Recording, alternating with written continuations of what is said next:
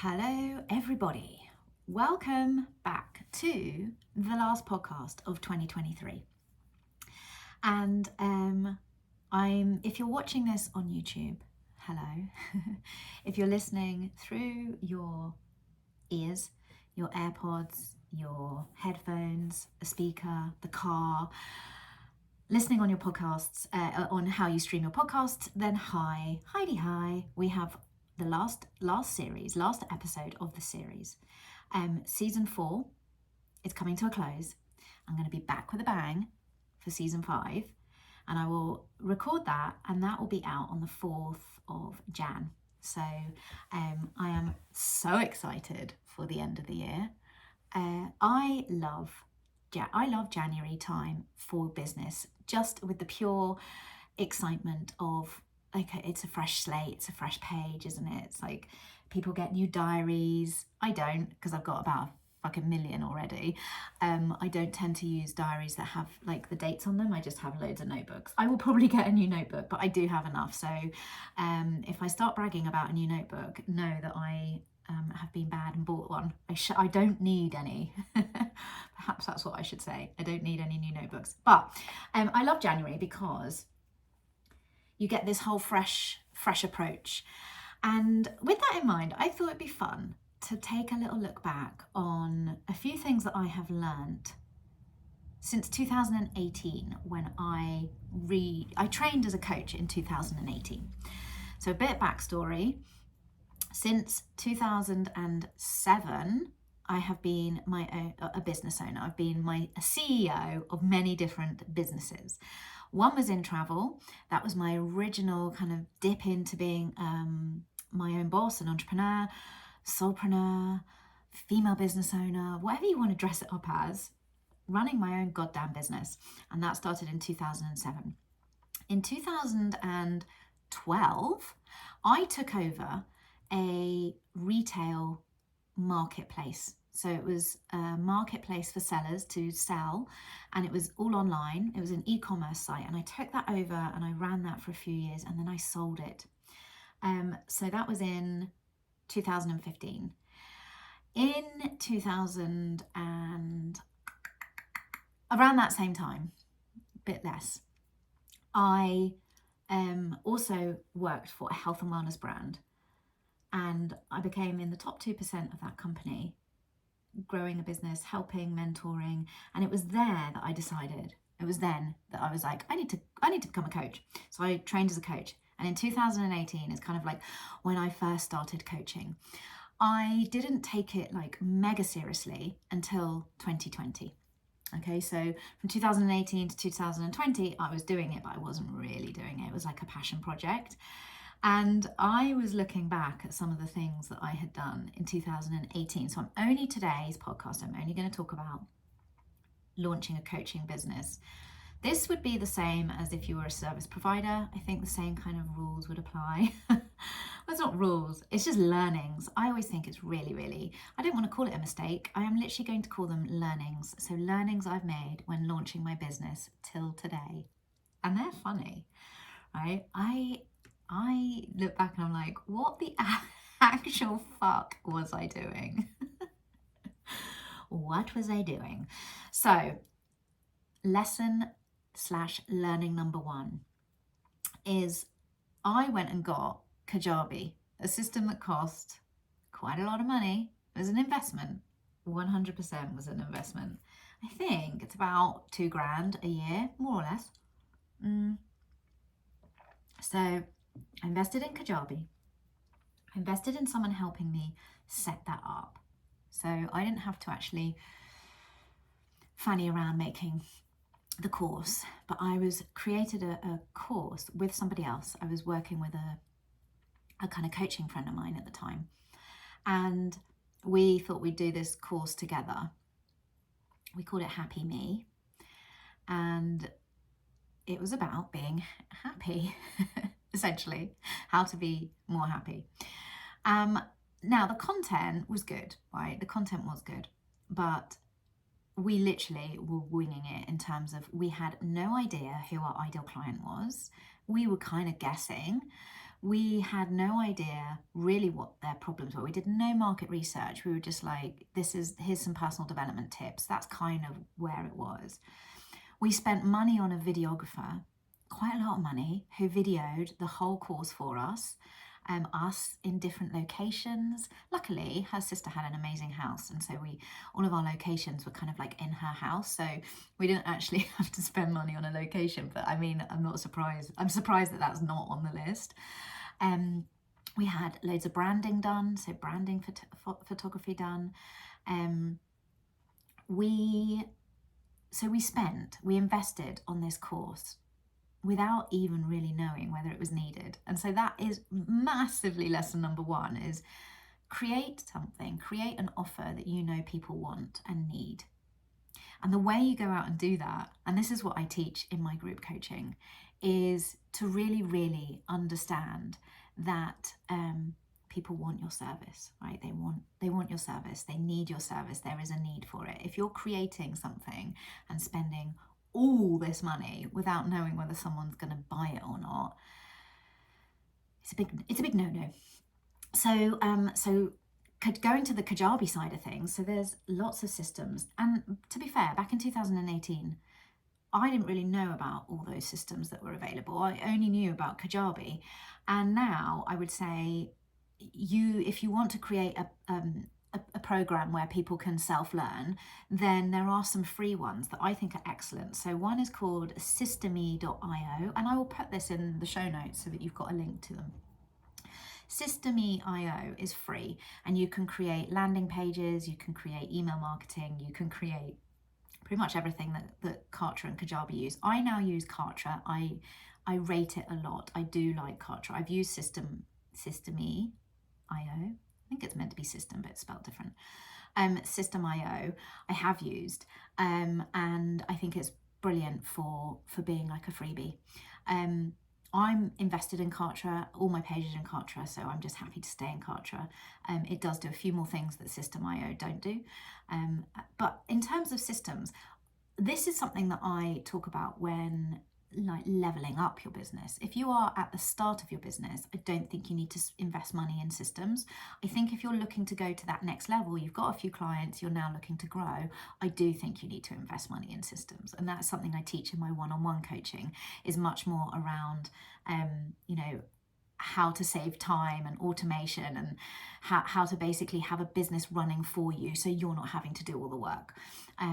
Some people like to start like that. If you've got investment, you can. If you don't, then, there's other ways, is what I'm saying. But I didn't really know. And so I did invest in Kajabi.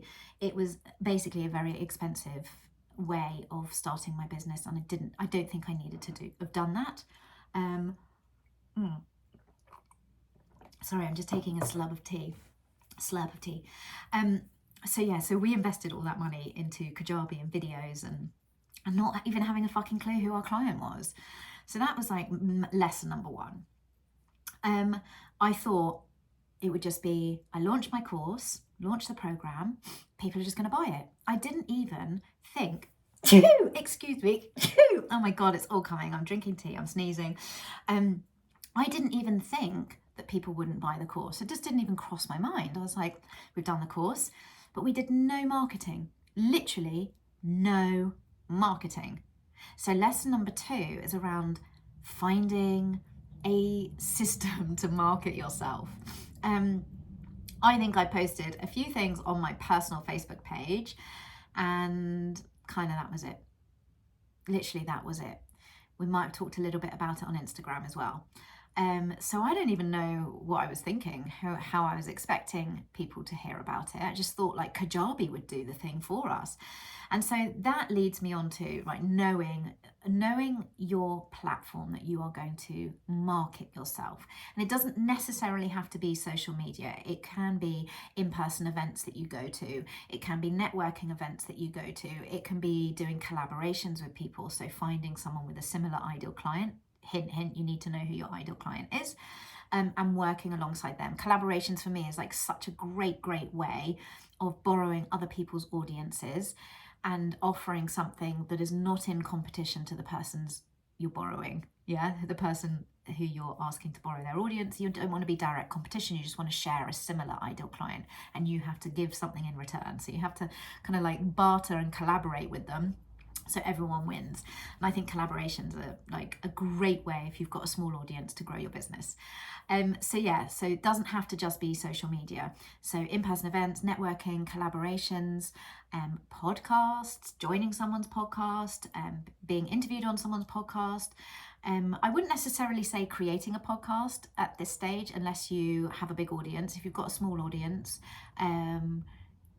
you know, and I would never say never if that's what you want to do, but it's not, that won't be like the easiest way to funnel your offer.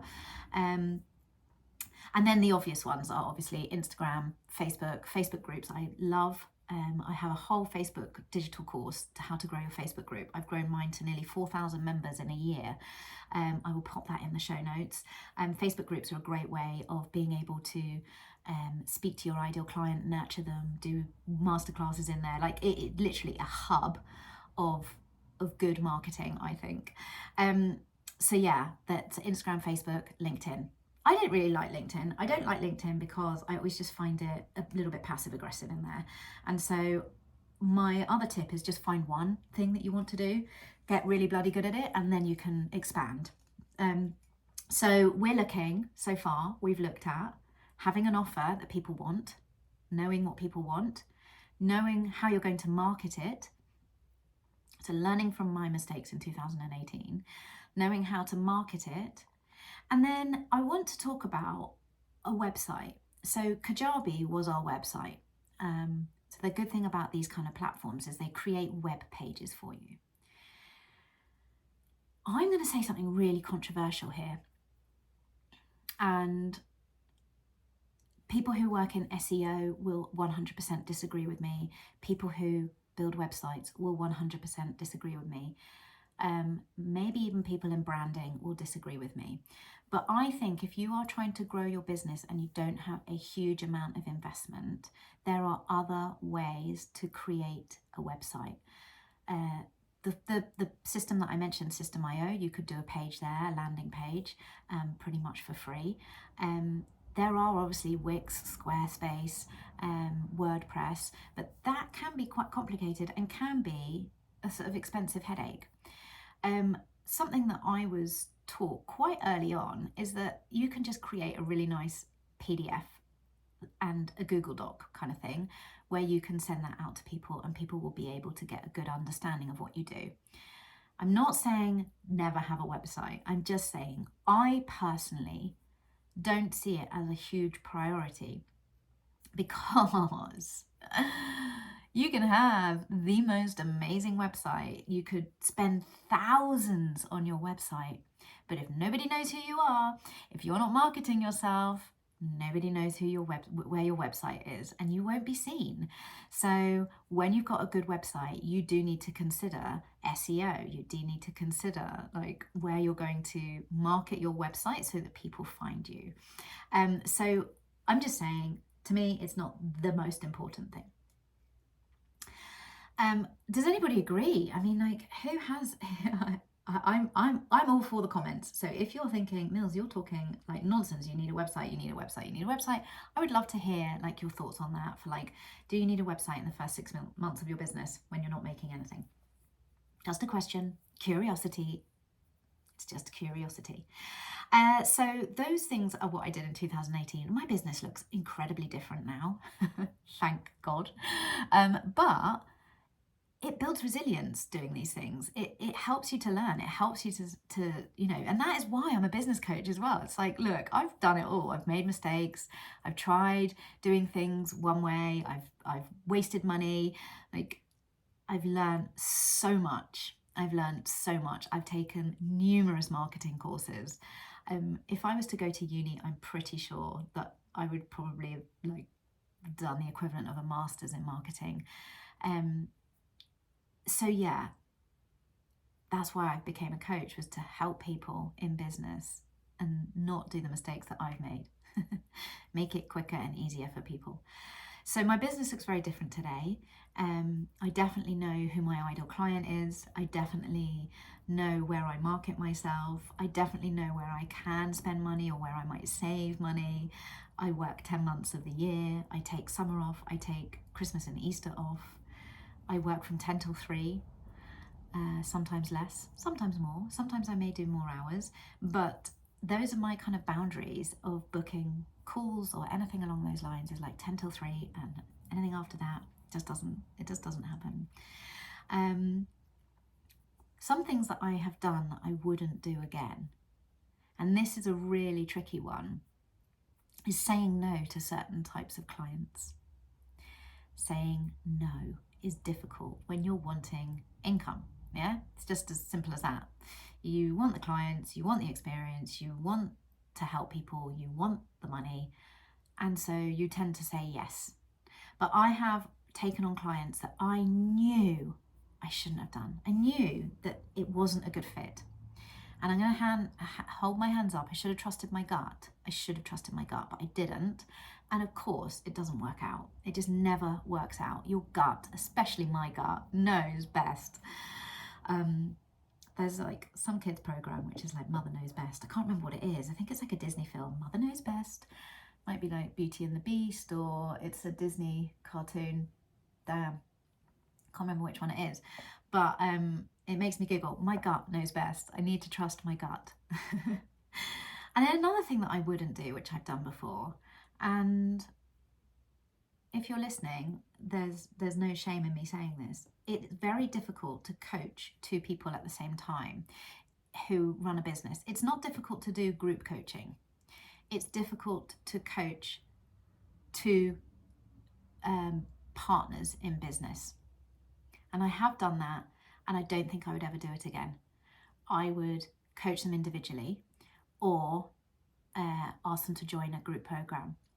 And the reason I found that difficult, and it is a lesson, is that they both had different work ethic, they both had different budgets, mindset, money mindset, and that kind of circles back. And the reason I brought it up to my original 2018 launching Happy Me is I did it with somebody else, and I'm not sure I would ever do that again because of that. Two different mindsets, two different ways of working, two different budgets, two different strategies coming together. And in some ways it was fun and great because you can bounce ideas off each other and you don't feel so lonely in business. But I found it difficult. And I think she found it difficult. And then when I was coaching and holding that kind of coaching scenario space for two people, I found it difficult. So it's done like a full circle. My biggest lesson is I'm going to do things on my own. That doesn't mean I won't hire a team. There's a different dynamic with that. When you're partners and trying to grow a business, there needs to be some really strong boundaries set at the beginning. So I hope you've enjoyed listening to my mistakes that I've made at the beginning of my coaching journey. I've made many mistakes in my life. For those of you who know anything about human design, I am a sacral generator and my profile is 3-5. And 3s, profile is a little bit like your star sign. 3s jump in feet first. That is them. They jump in feet first. They are willing to learn along the way and learn through mistakes. They pretty much say yes to the opening of an envelope because they are excited about new things, and that is basically me down to a T. And so I don't regret any of those things that I've just talked about. I don't regret, spending thousands on a course that we sold about 5 and definitely didn't see our money, a return on our investment. But the return on investment was definitely in a resilience and learning form. Because I always think there is a return on your investment. It just may not come in a monetary fashion. I'm going to take one more slurp of tea. Thank you. Sorry, it was either that or cough. I'm going to take a break now for a couple of weeks. thank you so much for everybody who has listened to my podcast, enjoyed my podcast. Please share it so that you can spread the word of soul leaders. My mission next year actually is to grow this podcast to bigger and better heights.